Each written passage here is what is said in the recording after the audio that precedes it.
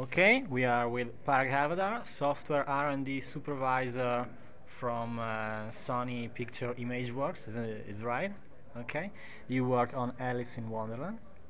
Alice in Wonderland is a story visually based on dimension. I mean, bigger character, smaller character, change of size.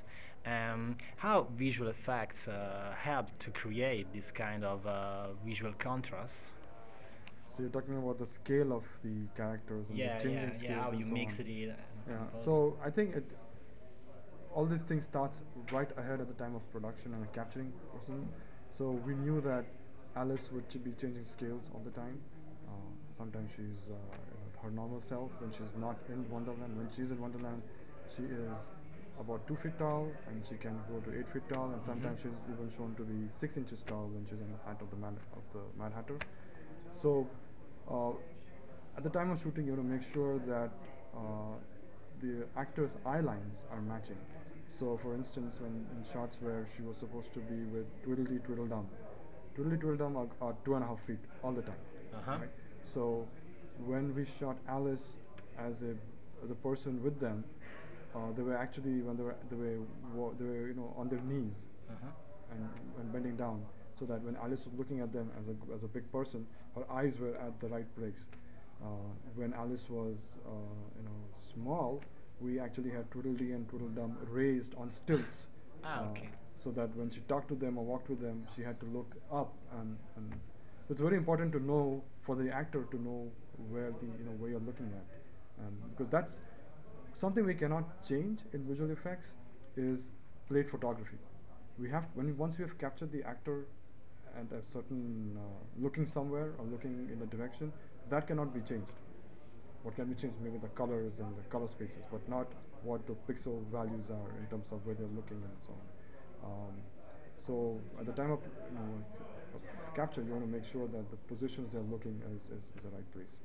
It starts from there, and then the other things of adjusting, we can play around them afterwards, by scaling images or Mhm. combining different images and so on.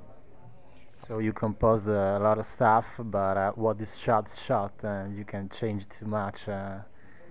Um, I guess you had a lot of green screen work and composition. Which was the strangest green screen set that was created for Alice? There were lots of them. Uh, we had like teapots shot Uh-huh. in green. We had entire houses created in green, and the hardest, well, the strangest I find from a perspective of the making the shot work is when the actor doesn't know what's going to be around. So the actor has to imagine and Uh-huh. do things, and if they go wrong to some extent, maybe we can fix it in post, but that has only a limited tolerance of how much we can shift. Whereas when there are actual props that they use, then there is a reference to, there's a, like when the Red Queen was finding out, walking and finding out who had eaten her tart juice. Then there were actual placements for the the frogs Mhm.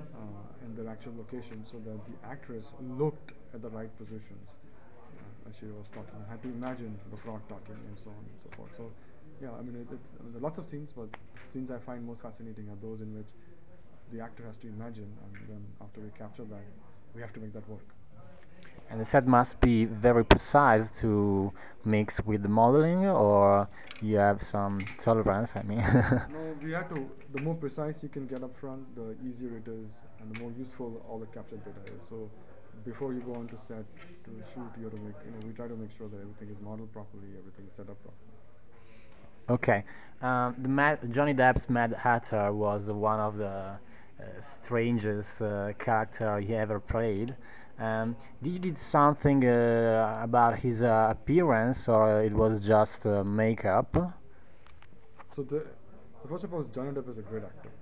He can play all kinds of roles with equal finesse. Uh, in terms of his role or his look in Alice in Wonderland and the imagination that Tim Burton wanted him to be, it was a mix of two things. It was a large part was makeup, but then something was also digitally enhanced, Uh-huh. which was like his eyes. His eyes were made to be a lot larger than they actually are, which I think it's a very fine mix of what a creative um, uh, makeup artists can do, along with a digital technology and digital artists that they can do together to bring a character's look to life. Okay. I know the studio now is working on the Green Lantern movie. You worked on pre-production, post-production, or both? I worked on some part of the. Uh, I was on set in New Orleans Uh-huh. in for Green Lantern for doing a lot of the facial analysis out there, and I've also been working very closely in post production with the whole setup. So it's a lot of this movie is a very challenging movie. Could you anticipate something or not? Uh, I can say that this is really going to be a very heavy effects movie. Uh-huh. It's going to be a lot of very animated characters and real characters acting together, and so it has its own challenges. But finally, I'm pretty sure it's going to have a very unique look and very unique animation coming out. So Okay, thank you, Parag. We are done. And just best wishes for thank Green you. Lantern and next project.